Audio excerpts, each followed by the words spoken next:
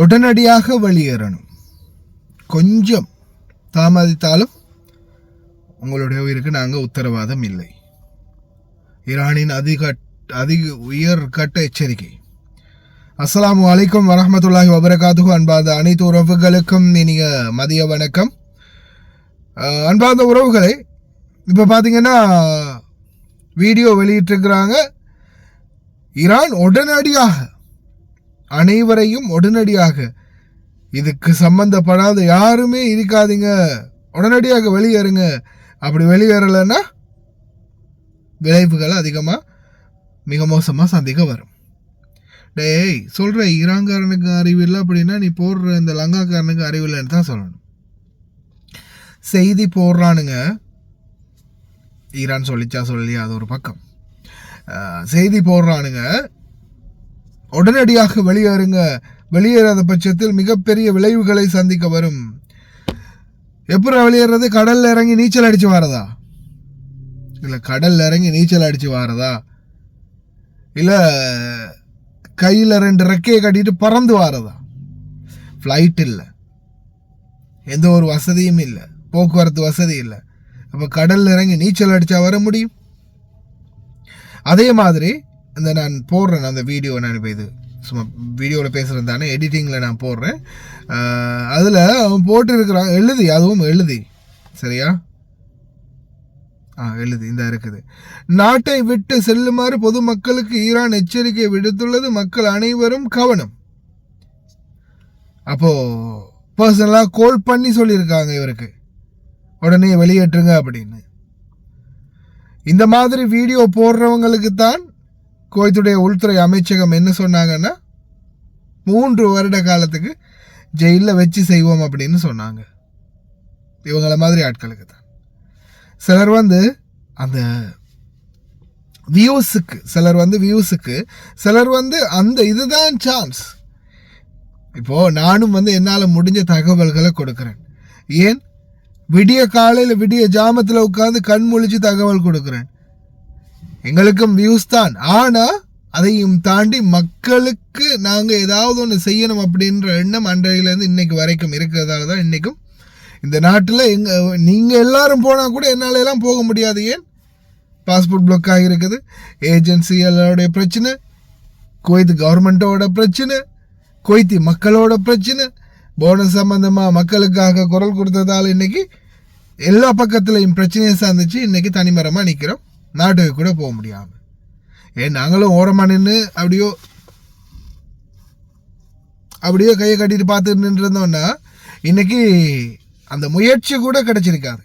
இன்னைக்கு ஒரு சிலருக்கு கிடைக்காம போகுது, நிறைய பேருக்கு கிடைக்கிறதுக்குரிய வாய்ப்புகள் கிடைக்குது. எம்பசி மூலமாகவும் அந்த ஏற்பாடுகளை பண்ணுறாங்க. இன்றைக்கி தூதரகத்துடைய அனைத்து செயல்பாடுகளில் இருந்து இன்றைக்கி இந்த போனஸ் பற்றிய பேச்சு மக்களுடைய வாயில் புழக்கமாக இருக்குன்னா கூட அதுக்கு எங்களுடைய தியாகம் தான் முக்கிய காரணம். இந்த நாட்டில் சட்டம் இருந்தும் யாருமே அதை பற்றி பேசவே இல்லை. எல்லா தொழிலாளர்களுக்கும் சட்டம் என்ன சொல்லுது, அனைத்து தொழிலாளர்களுக்கும் கொடுக்கணும் அப்படின்னு. ஆனால் இன்னைக்கு வரைக்கும் யாருடைய வாயில் பார்த்தாலும் என்ன சொல்லுவாங்க? பிலிப்பீனிக்கு மட்டும். அவங்க மட்டும்தான் இந்த நாட்டில் உன்னதமாகும். இந்த மாதிரி சூழலில் கூட பாருங்கள், இந்த யுத்த சூழல். இப்போ நிறைய பேர் இல்லை எனக்கு வேலை செய்ய முடியாது, வெளியில் எப்படியெல்லாம் இருக்குது, நான் போக போகிறேன், இல்லை என்னால் வேலை செய்ய முடியாது, நான் வர முடியாது, என்னால் இந்த இடத்துலலாம் நிற்க முடியாது அப்படின்னு நம்ம தொழிலாளிங்க சொன்னால் என்ன செய்ய முடியும்? இவங்களால் இந்த மாதிரியான சந்தர்ப்பங்களில் வேலை செய்ய இயலாதுன்னு சொன்னால் எதுவுமே செய்ய முடியாது. கையையும் வாயையும் பொத்திக்கிட்டு ஒரு ஓரமாக தான் நிற்கணும். தொழிலாளி வேலை செய்ய விருப்பம்னா தான் வேலை செய்யலாம். அதே மாதிரி இந்த சூழலில் கூட நம்மளும் இவங்களுக்காக வேலை செய்கிறோமே அப்படின்ற அந்த மனசாட்சி நிறைய பேருக்கு இல்லை. ஆனால் அதை உருவாக்கும் வரைக்கும் நானும் என்னுடைய போராட்டத்தை கைவிட போகிறது இல்லை. என்னால் முடிஞ்ச அளவுக்கு நான் போராடிக்கிட்டே இருப்பேன். 1000 பேர் நல்லா இருக்கணும்னா ஒருத்தனுடைய தியாகம், ஒருத்தன் இல்லாமல் போனால் பிரச்சனை இல்லை, இந்த ஒருத்தன் நானாகவே தான் இருப்பேன். அது என்றைக்குமே நான் சொல்கிறது தான். அதே போல் மக்களே, இன்னொரு முக்கியமான விடயம் என்னென்னா, சிலர் வீடியோ போடுறாங்க அப்படின்னா சத்தமா இருக்குது, பயமா இருக்குது, மேல இருந்து சத்தம் கேட்குது, தா வெடிக்குது, பயமா இருக்குது அப்படின்ற மாதிரி. இப்போ நேற்று கூட நான் பார்க்குறேன், ஒரு பெண் தான் வீடியோ ஒன்று போட்டிருக்கிறாங்க.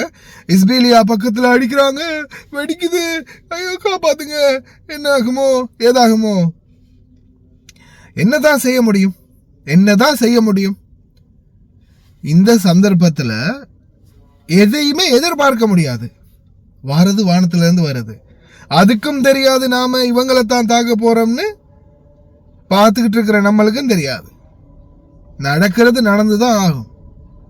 அனைத்துக்கும் தயாராக இருக்கிறது மட்டும்தான் நம்மளுடைய வேலை. அது மட்டும்தான் நம்மளால முடியும். வேற என்ன செய்ய முடியும் சொல்லுங்க? வாரதை எதிர்கொள்ள முடியும். அதனால தயவு செய்து இந்த மாதிரி வீடியோக்களை பதிவிடும் போதும் ரொம்ப கவனம் சோசியல் மீடியாக்களில். ஆனால் அந்த மாதிரி வீடியோக்கெல்லாம் இனி போட்டிங்கன்னா நிச்சயமாக தட்டி தூக்கப்படுவீங்க.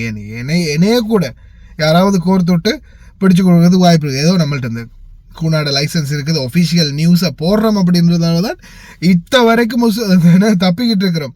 இல்லாட்டி அந்த போனஸ் சம்பந்தமான கேஸ்லேயே நம்மளை தூக்கி உள்ள வச்சிருப்பானுங்க. இந்த வழக்கு எத்தனை 13 வழக்கு போட்ட டைமில் கூட ஏன் என்ன உள்ளே வைக்கலை? நான் இந்த யூடியூப் சேனல் லைசன்ஸோடு செய்கிறதால மட்டும்தான். இதே ஒஃபிஷியலாக லைசன்ஸ் இல்லாமல் கூனாவில் ரெஜிஸ்டர் இல்லாமல் இன்றைக்கி செஞ்சுருந்தா இன்றைக்கி தூக்கி உள்ளே வச்சுருப்போம். அதனால் தயவு செய்து வீடியோக்கள் போடும்போது ரொம்ப கவனம். உங்களுடைய பாதுகாப்பு உங்கள் கையில் இருக்குது மக்களே. என்னால் முடிஞ்சதாக அவ்வளோதான் சொல்ல முடியும். இதுக்கு மேலே உங்களுடைய விருப்பம்.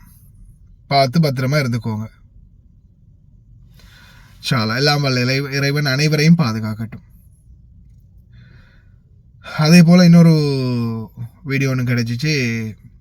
தண்ணீர் ஃபேக்ட்ரி, தண்ணீர் எவ்வளோ ஸ்டாக்கில் இருக்குது அப்படின்றதையும் நேரடியாக சென்று அமைச்சர்கள் பார்வையிடுறாங்க. அந்த வீடியோவும் இருக்குது, பாருங்கள், கவனம்.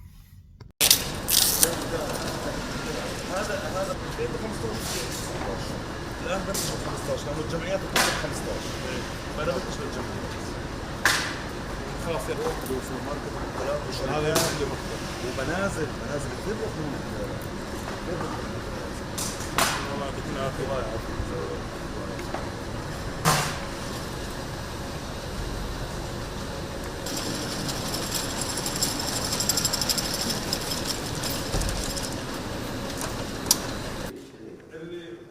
اللي باب عاد كنت هناك واقف. لا كان يقول يرجع. اي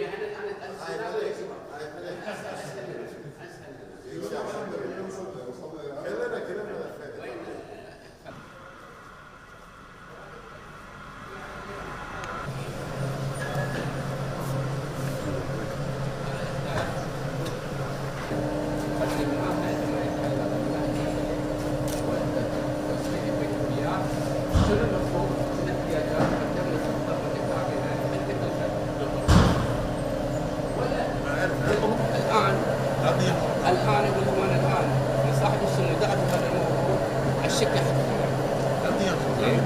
احنا ممكن نتكلم عن هذا مرة ثانية، لكن الخطة قدمناها توفر